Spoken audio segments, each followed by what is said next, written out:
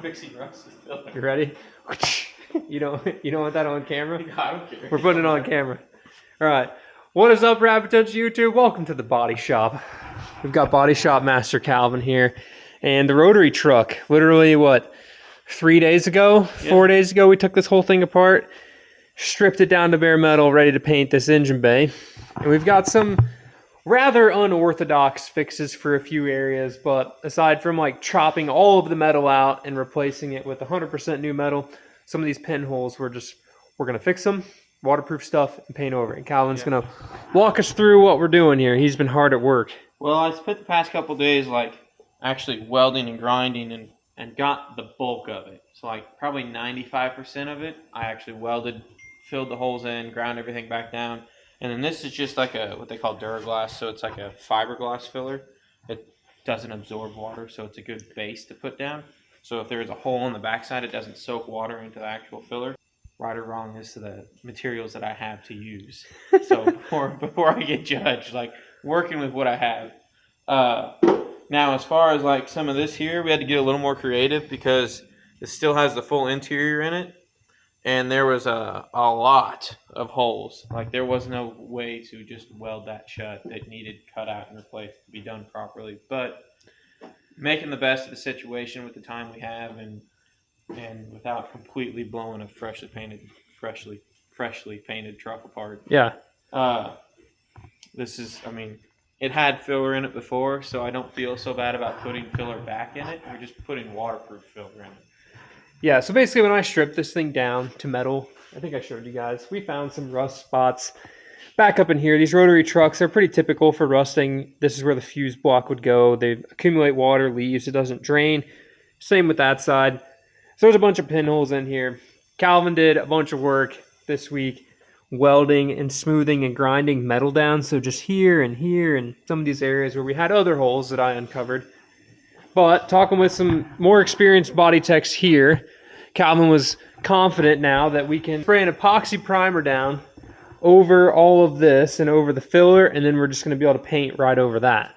I was a little skeptical about being able to epoxy prime over filler and it not like what they call wig out or ring out, where it like, say you have filler here and you prime it, and then you just see a ring where like the filler absorbs some of the moisture. Yep. Like it's not perfectly flat. I was assured that if I prepped it right, I wouldn't have that issue. Now, see how good we are if we can do that. And ideally, we don't have that issue. If we do, no big deal. We do have some extra time. So if it does ring out, I can go back through and sand that down, and then we'll just go from there as far as painting over top of it. But ideally, I can just spray the epoxy, let it flash off, and then spray base coat over it and not have to have that extra step. But we'll see how that goes. So the nice thing is with me being up here now, close to the body shop, it's not Eric has to be at work on Monday morning and the vehicle has to leave Sunday night to get back to where it needs to be put together. So fortunately, unfortunately, if we got to make a trip back to the body shop next week or next weekend or whatever, like we're not on a super tight deadline with this, but we do want it done before Deals Gap, and ideally 100% done in this video in the next 2 days. So that's the goal, you know. So ideally, it is Friday night now. Yeah. Ideally, we're pretty much done and ready for paint before we leave tonight. And then Monday, I can put it all back together and have a running and driving truck again because they are easy. So Calvin's got this super sweet thing right here. It's like a miniature belt sander. And I'm going to become real good friends with this here in a bit and clean out. You see how this can reach all of these vicinities that I couldn't reach with my big one. So, you know, not going to really get the back of that too well. We'll scuff it pretty good, but get everything we can see, get this, and really get this thing just prepped down to metal. We like to take things to metal because, you know, not that we didn't trust Charles's bodywork, but we had a guess there was some filler just jammed in here and painted over, and we're happy that we pulled it all out, you know. I don't really see anything. There's the ECU and the coils, those that were ever curious if you were. But yeah, it's a 1974 rotary pickup truck. Like, it's probably been fixed and painted quite a few times by not up to Calvin spec standards. So we're bringing what we can up to Calvin spec. And if anybody didn't watch the video and you see this thing in person, I promise you, it's going to look real good. So y'all just won't know what's under the paint to some extent. Ideally, that just seals all that in. Yeah. It gets us around having to grind all of that out. Yeah. So it should ride. It'll be fine. So we're gonna get grinding.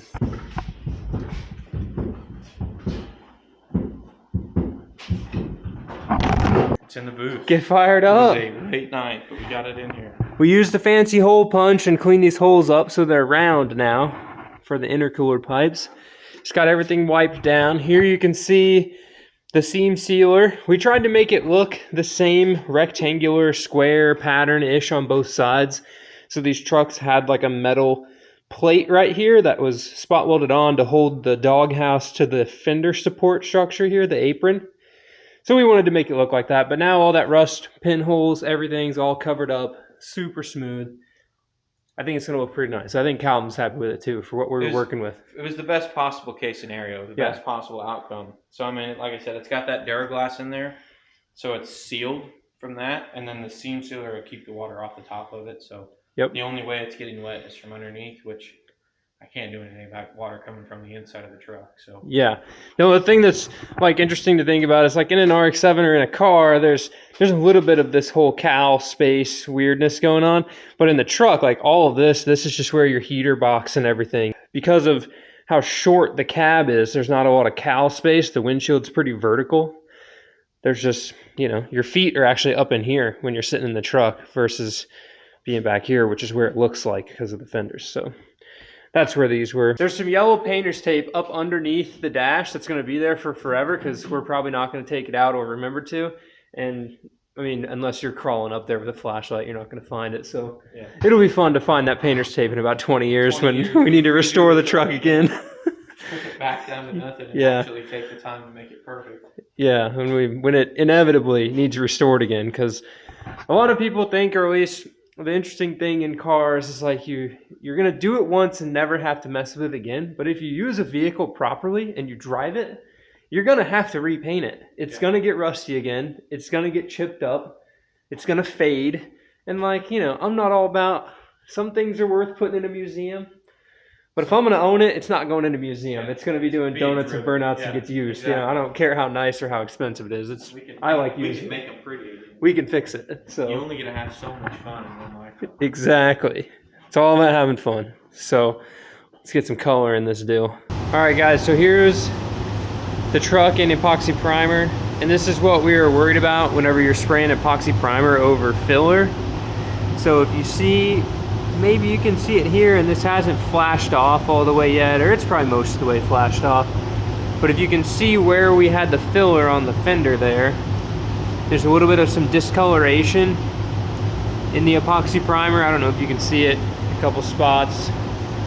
Maybe y'all can see it over there. I'm just moving you guys around. I have no idea if you guys are able to actually see that or not, but hopefully you can. So what happens is the filler soaks up the paint and absorbs it because the filler is not sealed. That's typically why you prime over the filler, then seal everything, and then the paint won't get absorbed into any of the material you have underneath it and cause that discoloration. So I don't think it'll show through the color, but hopefully you guys can see. That's what we were talking about earlier with, was Calvin worried about it soaking up the paint. And I don't know, I think it'll be fine. I don't think we'll notice it. Also, these lights are freaking out my camera, so I apologize for all the crazy lines going in the video, but overall looks really good though. Getting ready to lay down some blue. Plan.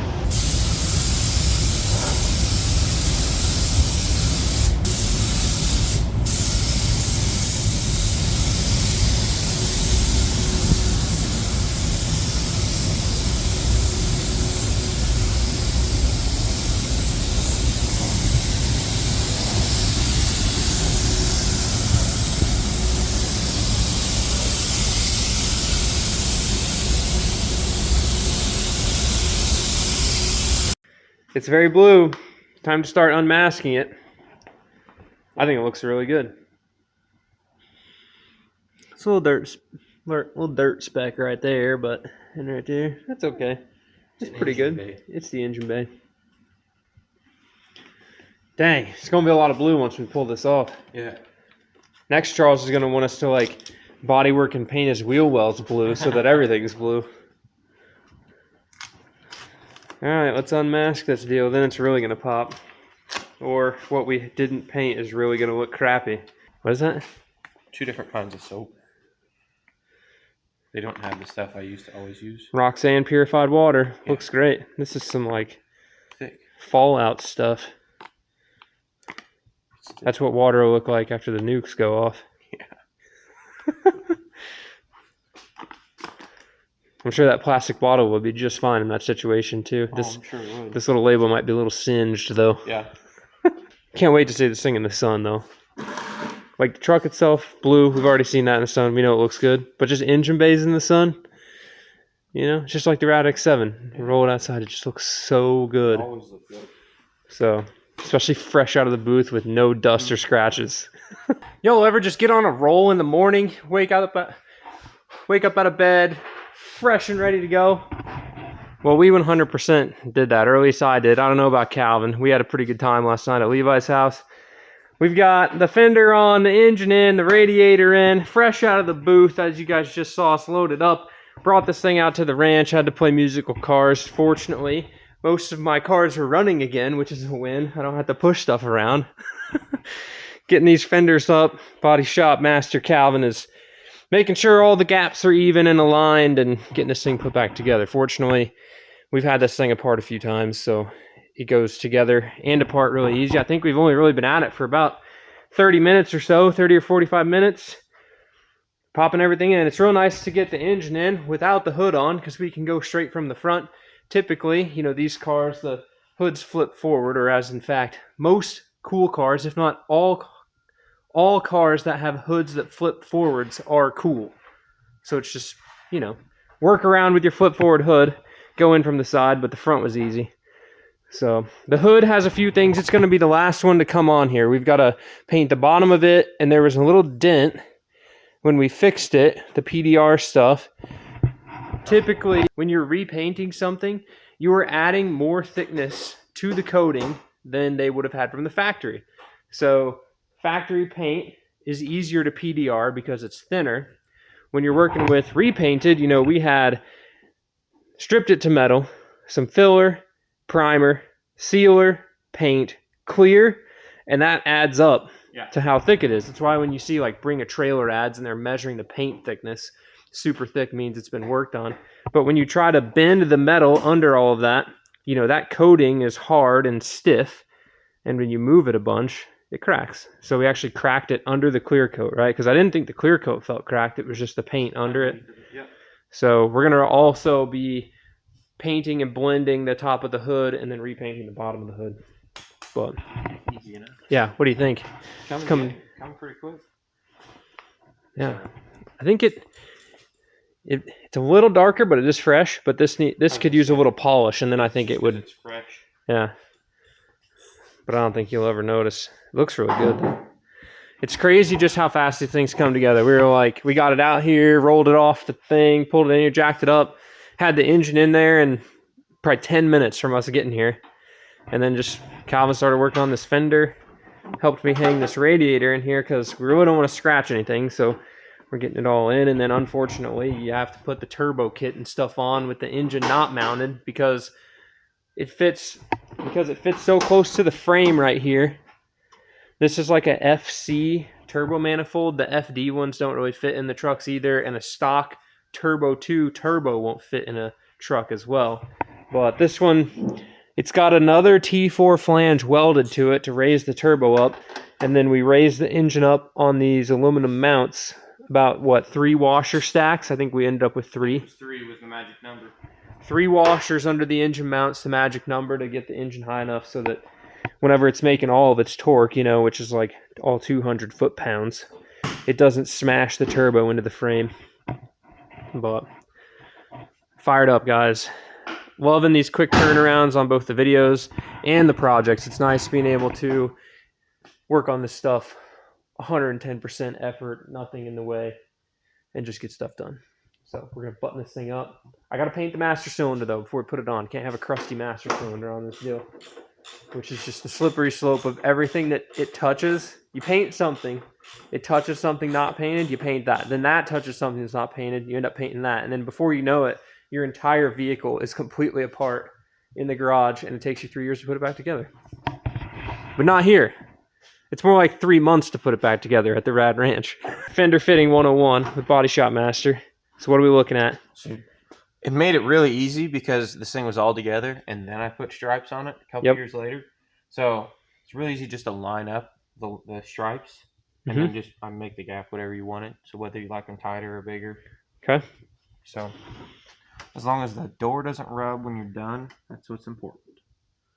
But you should be good to tighten that top one. Okay.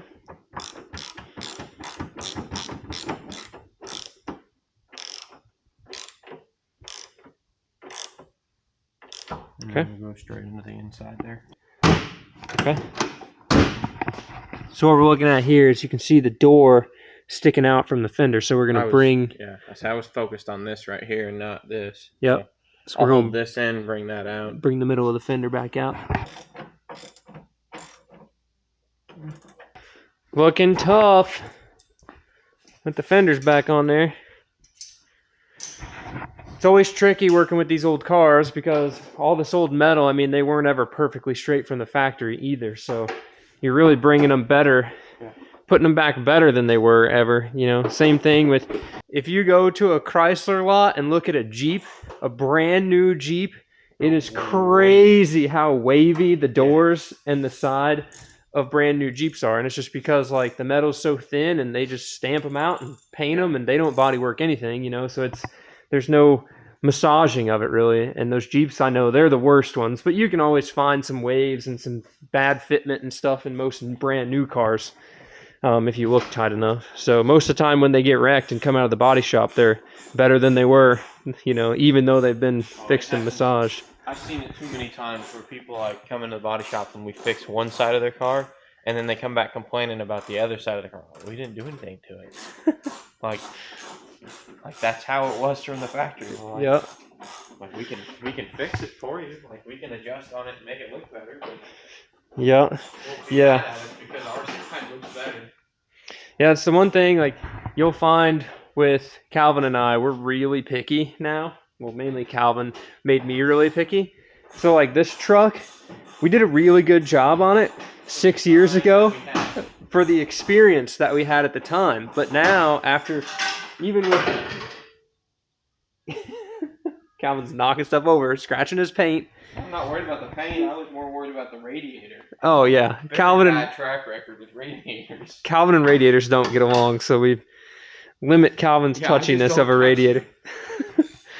But what I was getting at is like at the time we painted the blue truck, our experience level and Calvin's experience level and everything, like we did a really good job. It was really nice. Everyone who's seen it is super impressed with it. But then as we've learned and painted more cars, like you look down the side of the Rad X7 and it's way straighter than the truck is. Given the metal on the RX-7s are, I would say, a little bit better than the trucks are. The trucks are a little flat, a little wavier, hard to get straight. There's a lot less reinforcement in like the truck door.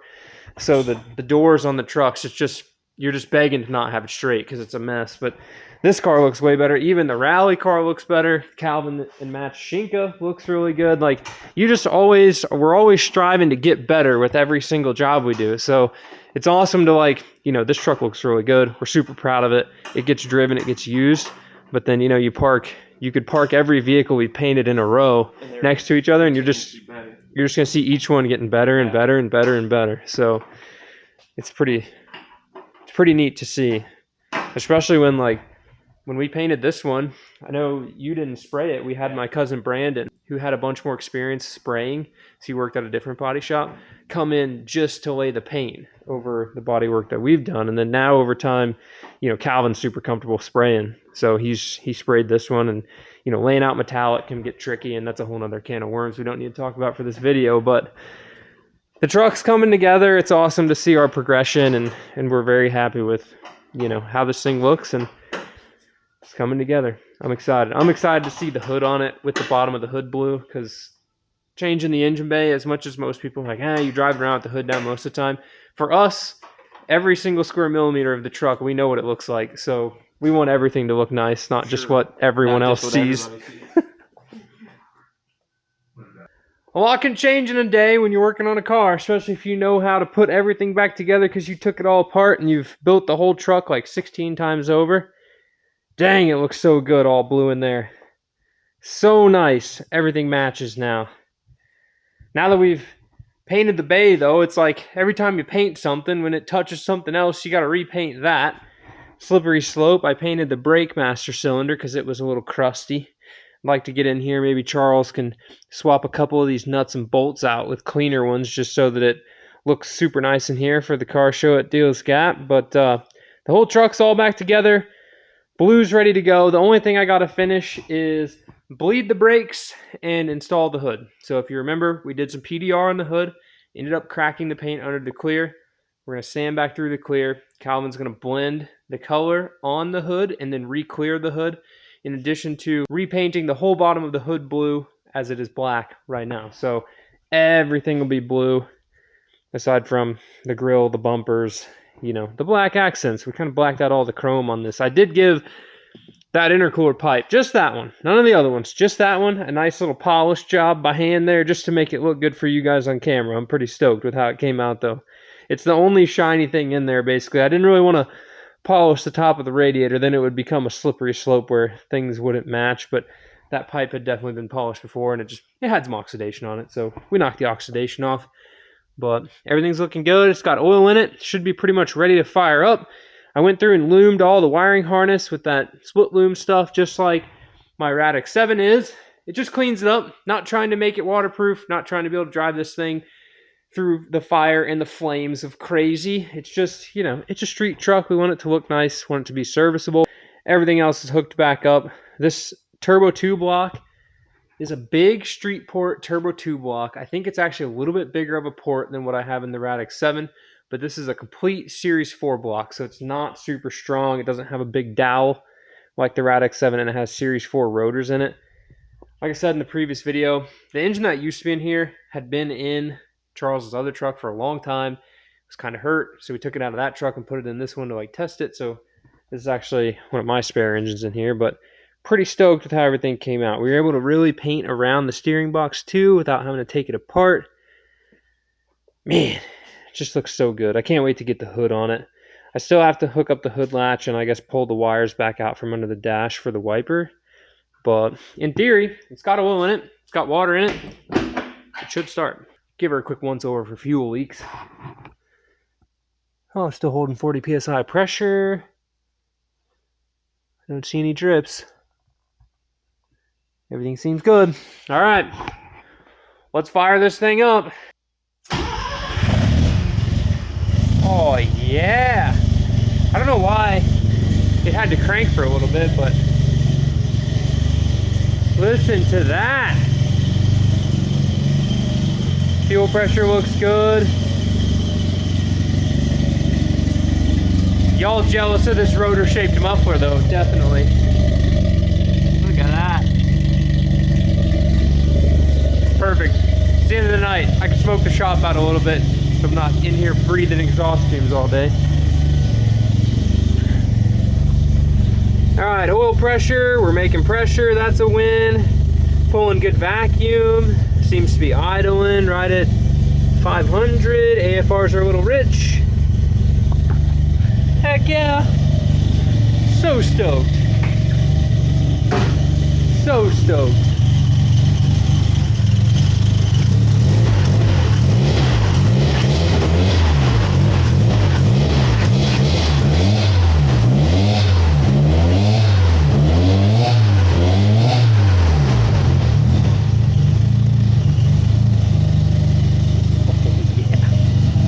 Fire me up. Fire this thing up.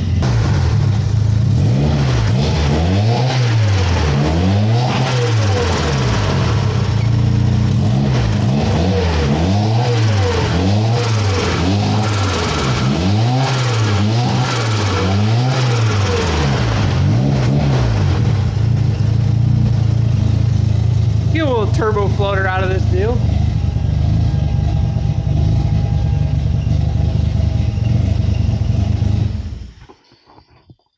Shoo! You can hear it pumping all the water through there. It's definitely I tend to bleed these things, as in, I like to just fill it up with water, whatever it takes. Fire it up, let it warm up, shut it off, let it cool down, top it back off with water. I've sat here and had the funnels and tried to let them run with the funnels, and I always just end up making a bigger mess. This is an easier way. Unless you need it right away, this is how I've been typically doing it. But pumped, truck's running, basically done. The last little bit, bleed the brakes. I'll put my pressure bleeder on it in the morning. Didn't really want to risk getting brake fluid on literally paint that we just rolled out of the booth today. I mean, it's the same day that you guys saw this truck come out of the booth. Just later in the day, we got the truck put together.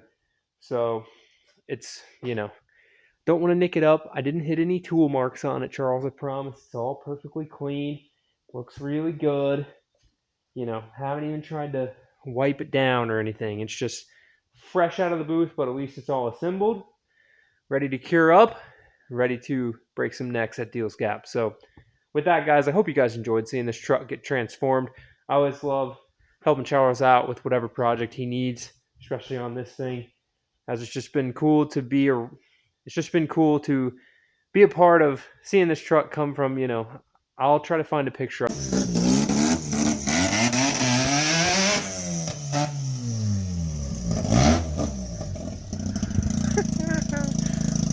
it and put it up on the screen of what it used to look like.